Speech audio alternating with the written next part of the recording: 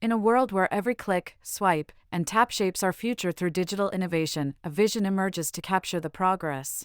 Indonesia, a nation alive with energy and ambition, digital transformation isn't just an idea, it's a remarkable endeavor. From the remote villages to the urban landscapes, from traditional markets to high-tech startups, Indonesia is embracing the digital age with fervent enthusiasm.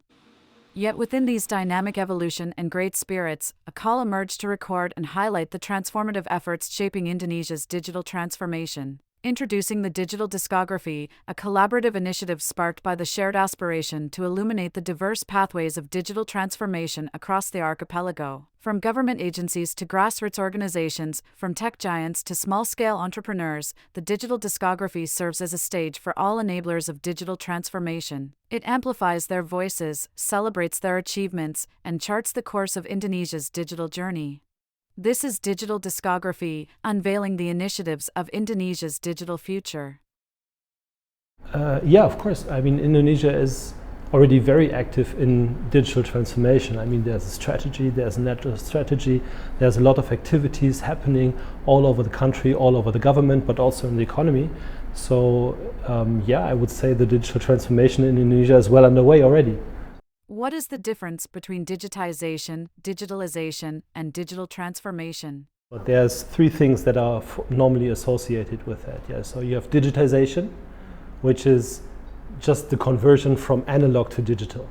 If you have now somebody is taking notes on a piece of paper and tomorrow he's writing it on a laptop, that would be digitization. In the old times, you would take a photograph and develop it. That would be very analog.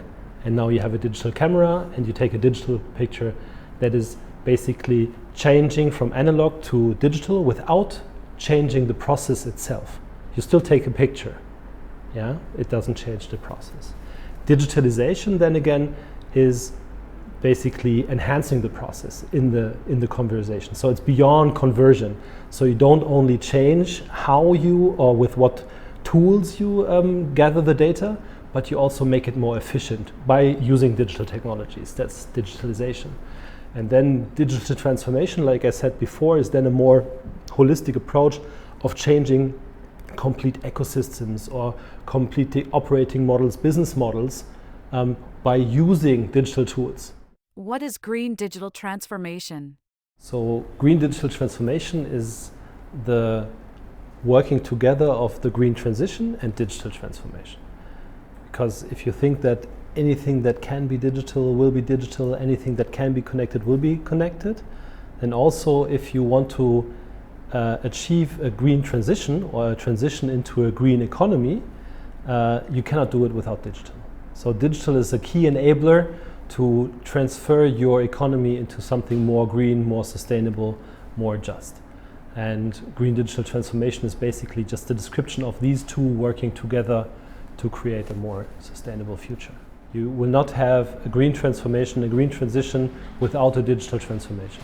Digital is happening. It's there. It has been there in the last 20 years, and it will be there in the future eminently. So a transition into a green economy will not happen without it. So it's basically paired. They belong together like twins. So a twin transition is basically the same as the green digital transformation. Since digital transformation, like we spoke earlier about, is basically a complete change. It's a reimagination of the processes that you have. You do processes in a new way. If you digitize, you just convert from analog to digital. If you digitalize, you basically enhance efficiency. You use digital processes. You change the process. And in digital transformation, you reimagine the whole model, the whole structure itself, how you are governing, how you are creating a business. So it's a very holistic thing. You cannot just have it like a little bit here, a little bit there. So it's a very big thing.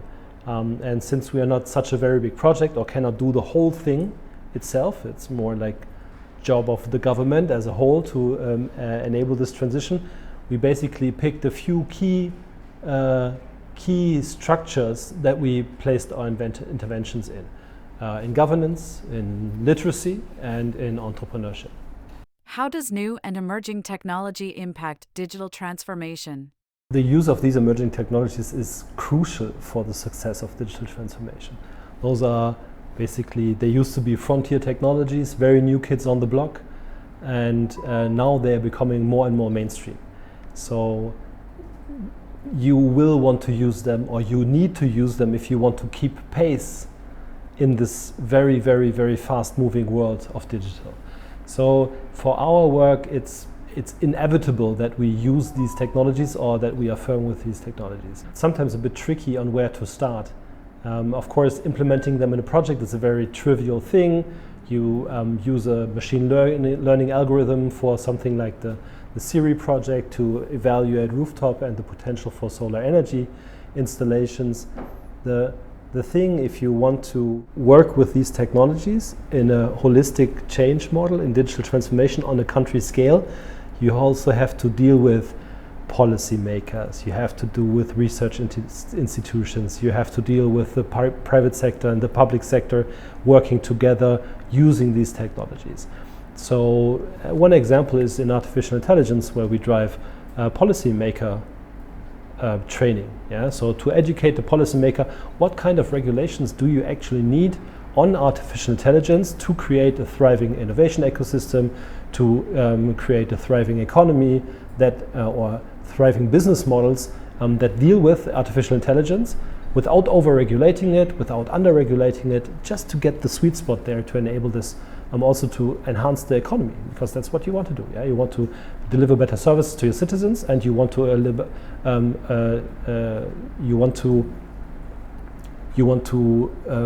create more opportunities for businesses to thrive.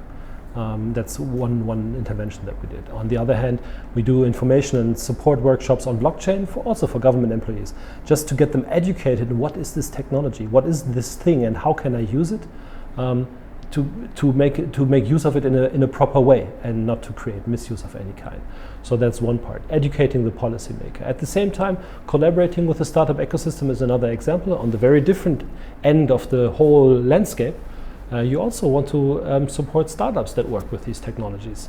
So these are the different levels, just examples of the levels of engagement that we have with emerging technologies and with the government and the private sector, research institutions, and so on and so forth. How do we measure digital transformation? Measuring digital transformation is a really tricky thing. In the end, on a national scale, you could count people connected, people educated, people enabled to take part in the digital economy. That will be probably some of these measurements that you can take on a national scale for the citizen. For the government, it might be number of digitized processes, number of databases, or number of data entries. Maybe you could measure some process efficiency. All of these would be indicators that you can put into more generic measurement structures to measure at a national scale. There are some examples from UNESCO and from ITU that have basically a framework for measuring digital readiness, and those probably apply to many of the factors that we also work on with the DTC on national level. For the DTC, so on a very smaller level or on project level, we actually do measure how many people we reached, how good is our outreach, how many people visit our events, how many trainers have we trained, how many people have we educated in means of digital transformation. Those are just a few of the examples of how to measure the digital transformation. In general, it's a very tricky thing, yeah, because it's a rather complex structure that you are trying to press into a couple of numbers.